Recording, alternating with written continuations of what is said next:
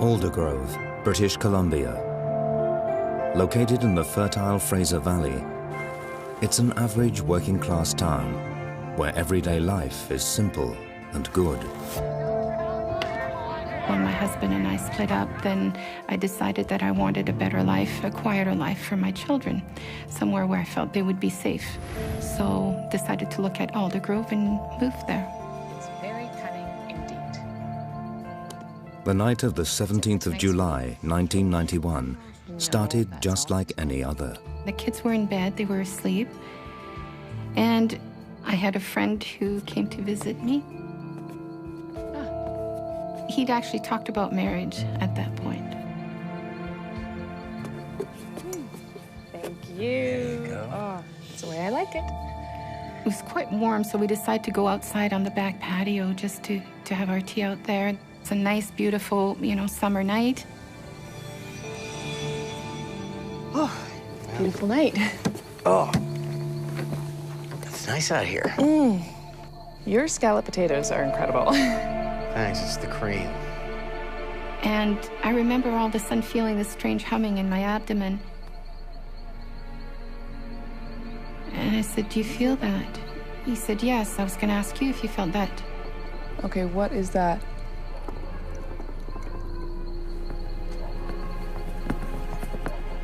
That's weird. And I said, "Look up." Tom. Wow.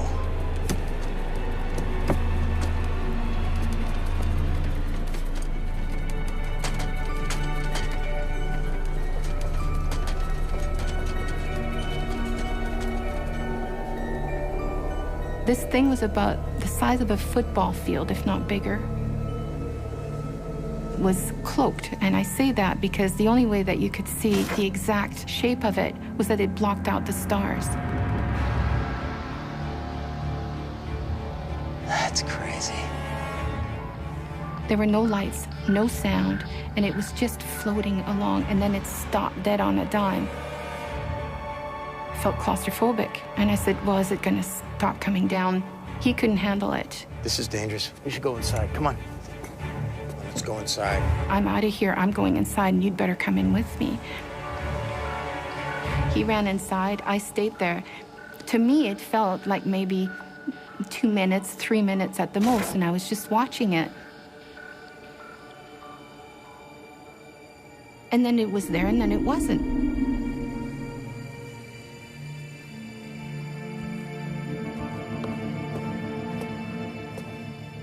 There you are. He just said, "Where have you been? Where'd you go? I've looked all over for you. You've been gone for quite a while." What? I've been right here. I'm watching whatever that was in Listen, the I came out with the tea and you left. I said, "I didn't go anywhere." What are you I talking looked everywhere about? for you. I went into the woods. I went to the end of the driveway trying to find you. An hour. I said, "I was outside, just for a few minutes."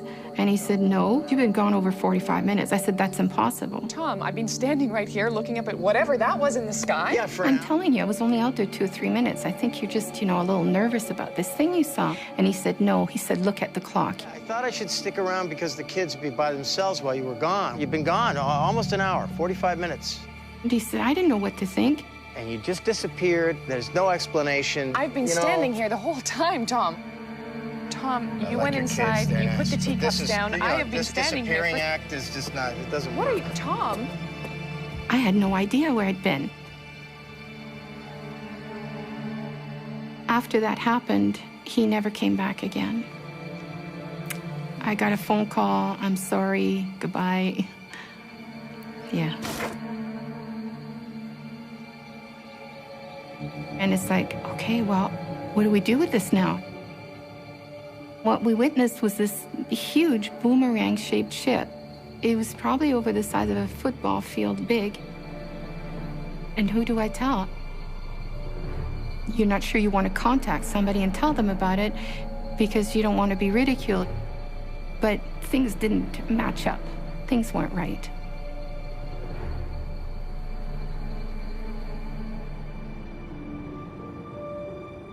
And then the next day, I contacted the planetarium in Vancouver. I said, "Did you get any other calls?" And they said, "No, but I'll put you in touch with UFO Vancouver, BC."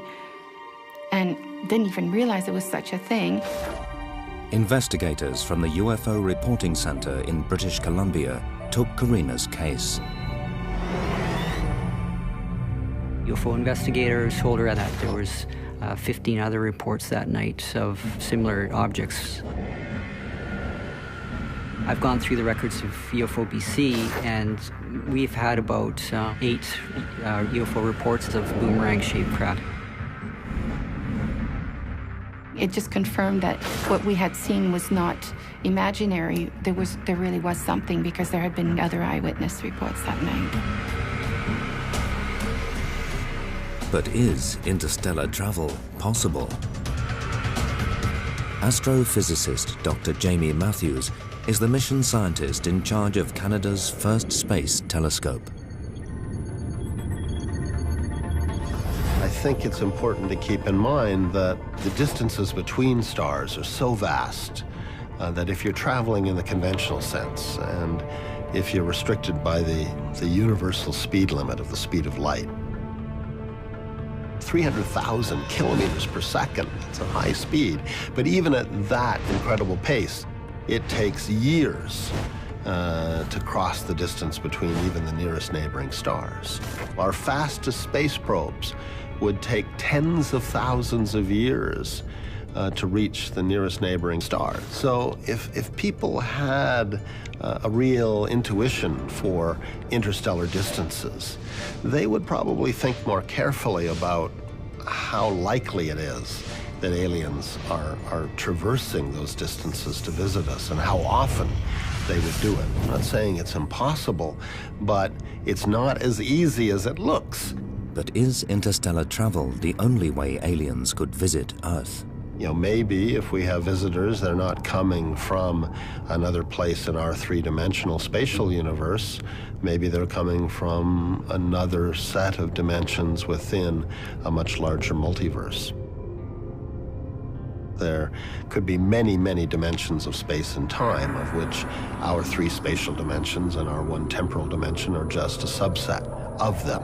But if you're going to connect across dimensions, you need to somehow tear a hole in the geometries. If creatures have found a way to do this, then they have developed a very sophisticated technology.